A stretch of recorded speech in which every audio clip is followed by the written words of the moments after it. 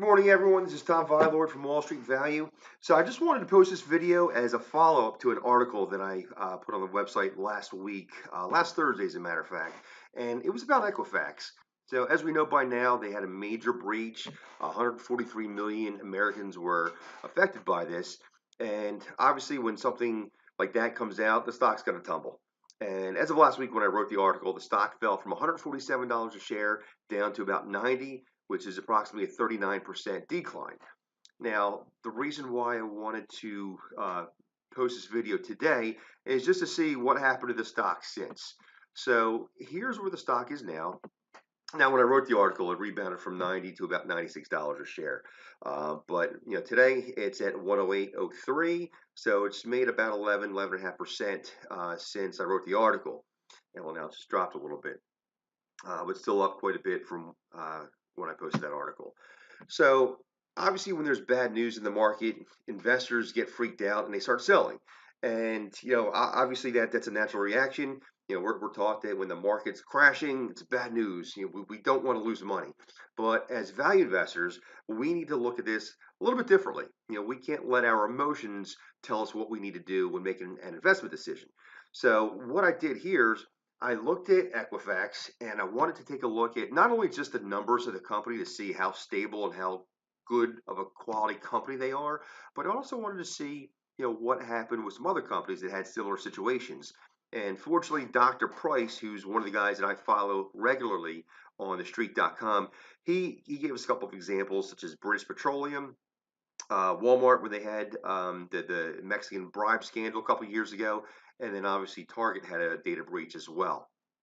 So what I wanted to show you here, this is British Petroleum. So when they had the Macondo oil disaster, the stock got crushed, got cut in half, and then it went from $26.80, excuse me, all the way up to $49.50 in less than a year. So that's an 84% rate of return. This one wasn't as much of a drop in price here with Walmart, but they dropped a little bit to 57.20 on bad PR, and they rebounded from that. The company's not going anywhere, and in 6 months they rebounded 35%. And here's another one. I did invest in this one personally. Target was on my watch list for quite a while. I just didn't like the price of it. And the only reason a great solid company will go on sale or be trading at a discount is if there's something wrong with the company themselves, if there's something wrong with with the sector they're in, or if the entire market as a whole is down. And when this happened back in 2014, obviously it was a company specific issue. So they had the data breach and the stock fell from, I think it was the high 60s, maybe the low 70s, and it fell down to $54 a share. And at that point, it did represent a discount. So we got in. I missed some of the upside because I wanted to use some short-term trading indicators to let me know when the selling had subsided. So I got in a little closer to $60 a share.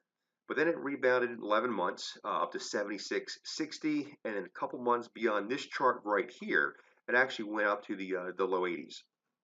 So which brings me back to Equifax. This is all in the article that I wrote, and the revenue's up 100% since 2009. Cash flow is up 130%.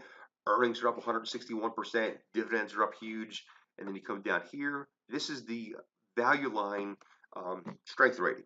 So they give them a financial strength of A. Stocks price stability is at 90 out of 100. Growth persistence 85 out of 100, and earnings predictability 100 out of 100. And then we use 13 different calculations to figure out where the price of this thing should be. And so I did a couple of these calculations, and I got a price using the one method at $107. So it's there right now. It's already rebounded to that price.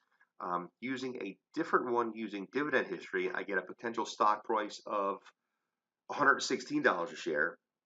And then here are the target prices for Morningstar, Yahoo Finance, MSN Money, and TipRanks.